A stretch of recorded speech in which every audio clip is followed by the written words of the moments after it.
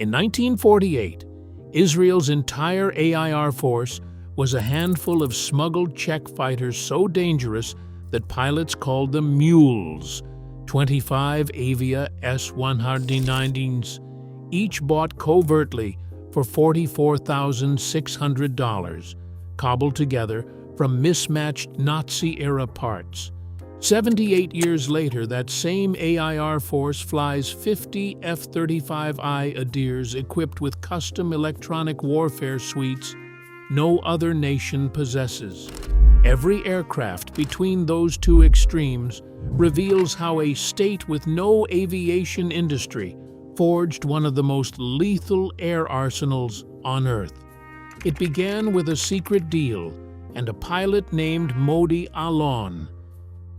The Avia S-199 arrived in Israel under a cloak of secrecy, its journey shaped by embargoes, coded telegrams, and desperate need. 25 of these fighters, built in Czechoslovakia from leftover Messerschmitt Bf-109G airframes and fitted with the heavy Junkers Jumo 211F engine, were purchased at a base price of $44,600 each. Yet the true cost surged. Layers of covert financing, Swiss shell companies, and diaspora fundraising pushed the outlay to nearly $1.8 million per aircraft. For a country with no formal air force weeks earlier, this was a gamble with survival at stake. The S-199 quickly earned its nickname, the Mule. Pilots faced a dangerous torque problem on takeoff. The Jumo engine's propeller pulled the nose hard to the right, threatening to flip the plane before it even left the ground. Training focused on taming this quirk, but the Mule's handling remained treacherous. Still, it was the only fighter available in the spring of 1948, and Israel needed every edge it could find. On June 3, 1948, the Avia S-199 proved its worth. Modi Alon, a former RAF volunteer and one of the first pilots in 101 Squadron, scrambled his Mule to intercept a pair of Egyptian C-47 Dakotas converted for bombing runs. Over the outskirts of Tel Aviv, Alon closed in and fired 2 bursts from the S-199's twin 20mm MG 151-20 cannons. Both enemy transports fell. One crashed near Ramat Gan, the other in the dunes outside Sdot Qimron. This was the Israeli Air Force's first confirmed aerial victory, achieved with a stopgap fighter that most pilots considered barely airworthy. The arrival of the S-199 forced Arab air forces to divert resources and rethink their bombing campaigns. Despite its flaws, the Mule bought time for more aircraft to arrive, for pilots to gain experience, and for the new state to build an air defense from scratch. Only 8 confirmed aerial victories would be credited to the S-199 before it was retired, but its psychological impact was outsized. The Mule's presence alone signaled that Israel could fight in the air as well as on the ground, shifting the balance just enough to matter. The Avia S-199 was never a great fighter, but in the hands of pilots like Modi Alon, it became the unlikely spearhead of a nation's survival. The Supermarine Spitfire's arrival marked a turning point for the Israeli Air Force, a leap from improvisation to proven power. With a legacy built in the skies over wartime Europe, the Spitfire was suddenly thrust into a new conflict, its reputation preceding it. The first Make 9s came through a mix of daring procurement and resourcefulness. Czech officials, operating under Operation Velveta, agreed to sell dozens of Spitfires, many ex-RAF, some nearly new, at $25,000 each. Payments moved through Swiss banks, hidden from embargo monitors, while Israeli mechanics rebuilt a captured Egyptian Spitfire and salvaged a British wreck, assembling airframes and engines from whatever could be found. Italian intermediaries helped route surplus RAF machines, completing the first fleet. By July 1948, 2 Czech Spitfires touched down in Eilat. Over the following 10 months, nearly 60 Mai-9s would join the IAF. The Spitfire's technical edge was clear: a top speed of 720 kilometers per hour, a ceiling above 12,000 meters, and a formidable armament: 2 20mm Hispano cannons and 4.303 machine guns. For pilots used to the S-199's quirks and limitations, the Spitfire offered smooth handling, quick climbs, and a margin for error that could mean the difference between life and death. Its Merlin engine, familiar to many ex-RAF volunteers, made the transition easier for the growing ranks of Israeli flyers. Eli Cohen, a senior officer in the Defense Procurement Division, became the architect of the Spitfire deal. He negotiated directly with Czech envoy Jan Maresch, secured the Swiss banking route, and supervised the loading of Spitfires at Kabylie Airfield. His signature authorized the $25,000 price and a covert payment system, ensuring not just the arrival of the fighters, but also the spare parts and manuals needed to keep them flying. The Spitfire's first combat mission came on October 7, 1948. Flight Lieutenant Yitzhak Rabinovich, flying with 101 Squadron, intercepted a Syrian Il-2 over the Negev. His Spitfire, serial U-713, scored a probable kill, marking a new era in Israeli air power. By late October, 12 Spitfires were operational, supporting Operation Yoav and providing vital air cover in the south. The Spitfire's speed and firepower allowed Israeli pilots to finally meet Egyptian and Syrian bombers on equal terms, changing the course of the air war. The jet age arrived in Israeli skies with the Gloster Meteor, a British design that redefined what air combat could be. In 1953, Israel secured a deal for 11 Meteor F-8 fighters and 2 T-7 trainers from the United Kingdom, paying £45,000 per aircraft. Each Meteor could reach a top speed of 965 kilometers per hour, nearly 1.5 times faster than the Spitfires and Avia S-199s it replaced. For pilots and ground crews, the Meteor was a leap into the unknown. Jet engines demanded new maintenance routines, careful fuel management, and a total rethink of how to prepare an aircraft for flight. The Meteor's twin Rolls-Royce Derwent engines brought not just speed, but a new set of technical headaches.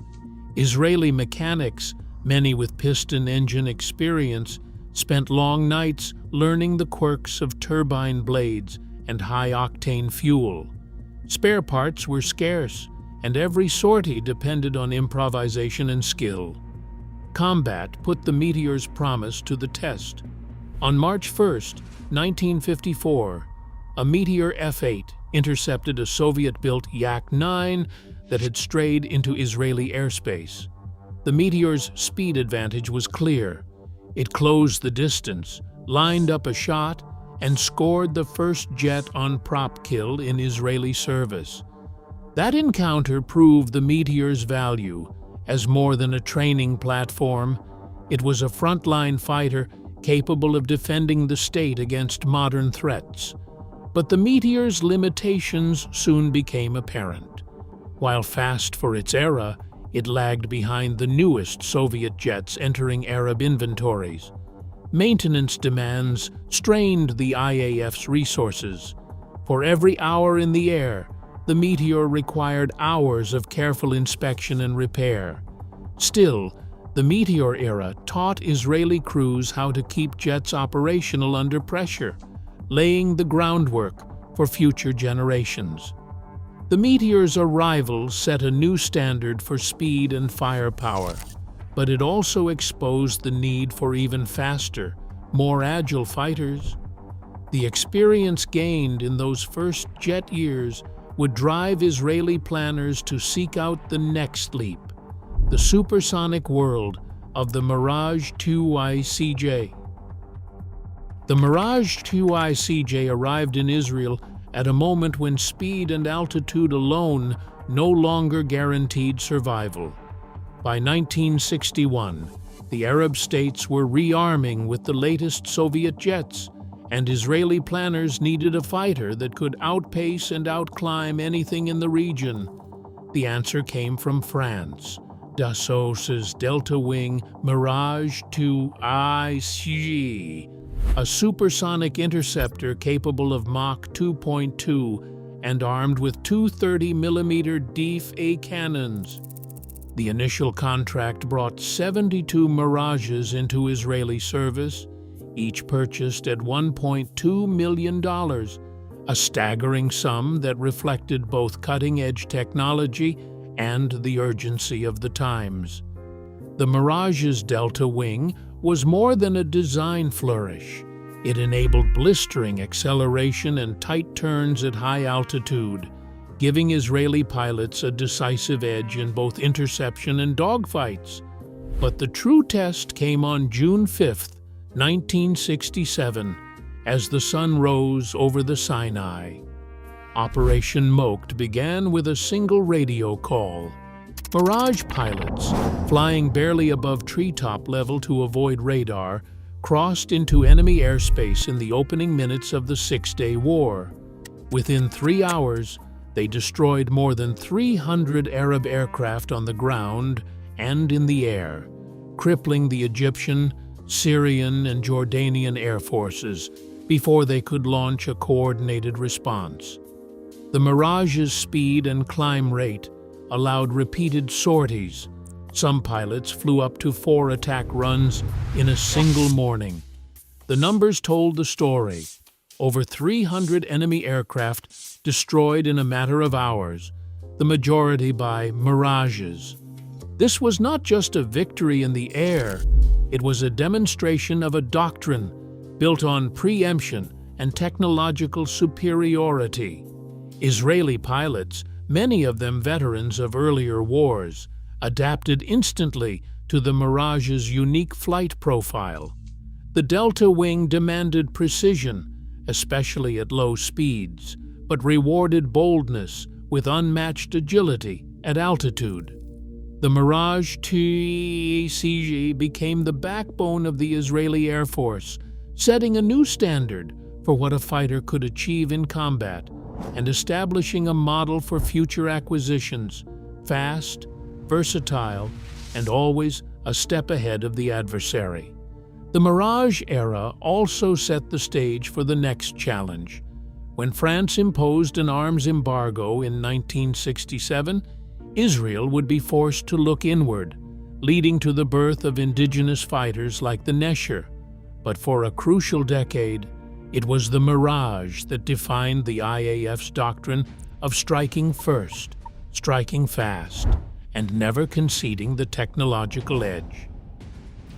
When France imposed a sweeping arms embargo in 1967, Israel's supply of Mirage 2ICJ fighters was abruptly cut off.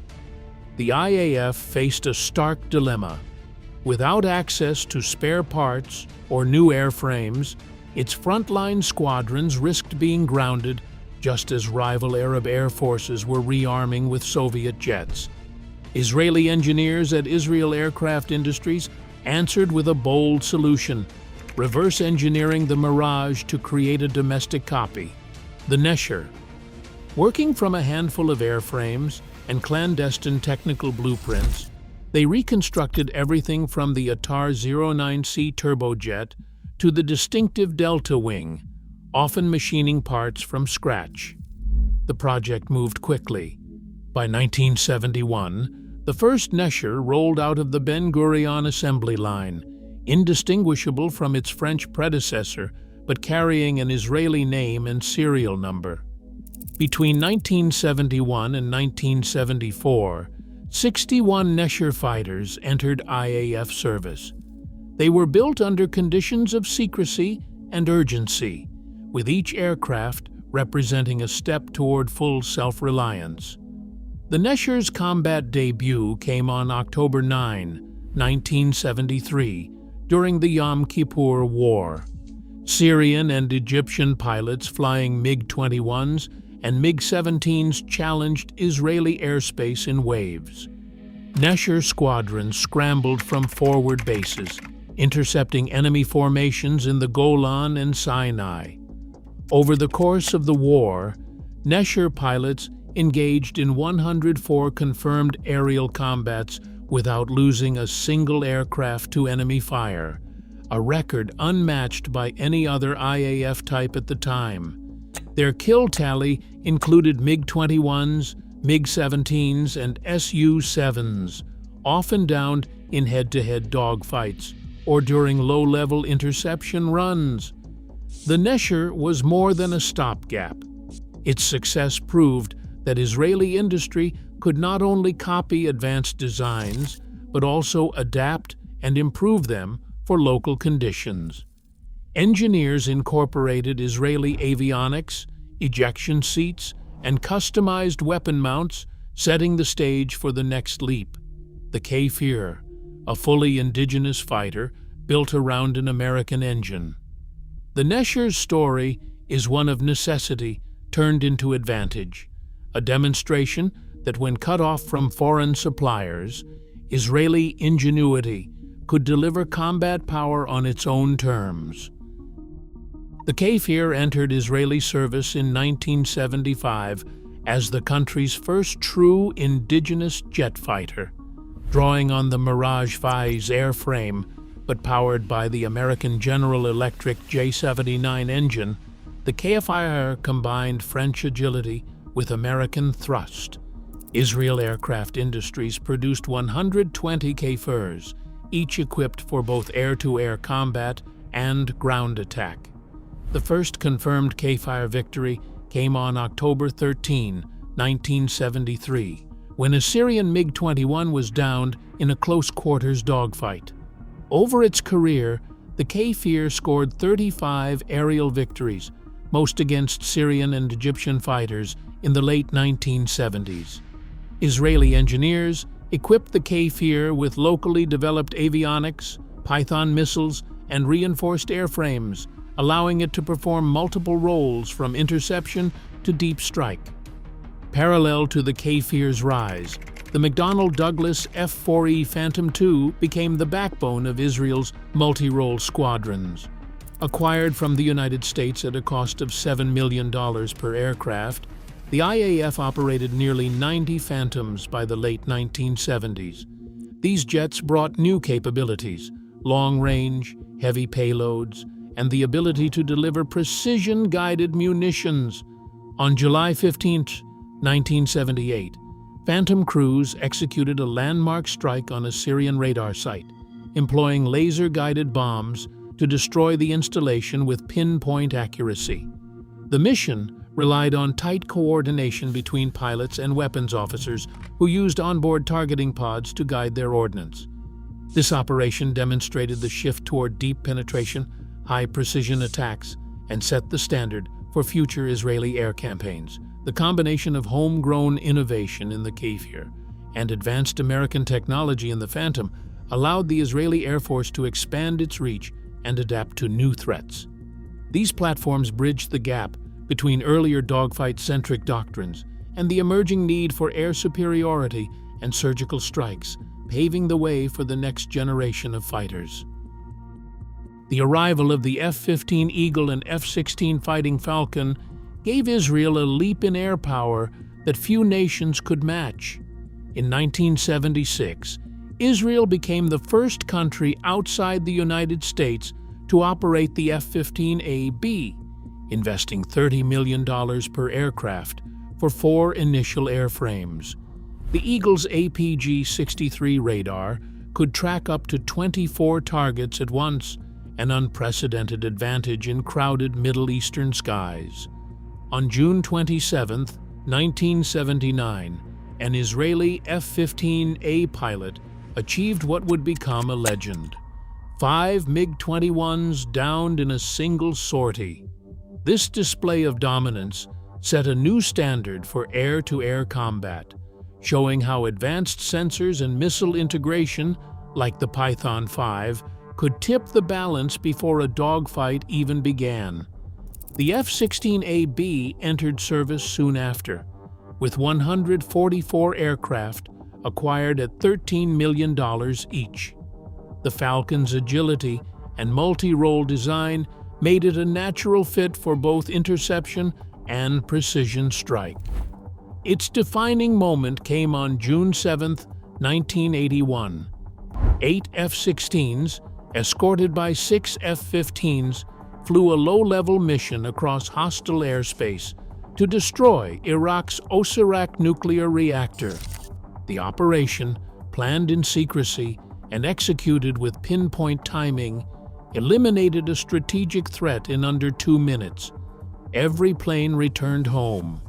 Behind these acquisitions stood figures like David Shlomo, whose negotiation skills secured access to the latest American platforms. The doctrine shifted. Israeli air power was no longer just about survival, but about projecting precision and reach. With the Eagle and Falcon, the IAF mastered long-range, high-tech warfare, paving the way for the era of stealth and networked operations.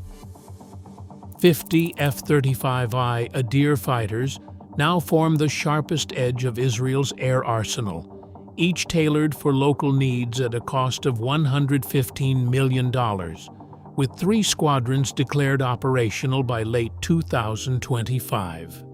Unlike standard F-35s, the Adir carries an Israeli-built sensor fusion suite known as COPE, which processes battlefield data in real time and links directly to ground command. Secure Spira data links and custom software allow rapid integration of Israeli and American munitions, including the Barak 8 missile and indigenous precision bombs, giving the Adir a unique combat profile. On March 2, 2026, 6 Adirs launched before dawn for a deep strike, each loaded with a JDAM-guided bomb. The mission was widely celebrated online as a zero-detect operation, with footage showing the jets taxiing in formation and taking off in the early morning darkness. No official Israeli source has confirmed the details of the strike or the composition of the squadron, but open-source analysis points to a successful penetration of hostile airspace without detection or loss. Unverified social media claims credit an all-female pilot team for the mission, reflecting the growing role of women in IAF combat units since the formation of mixed-gender squadrons in 2023.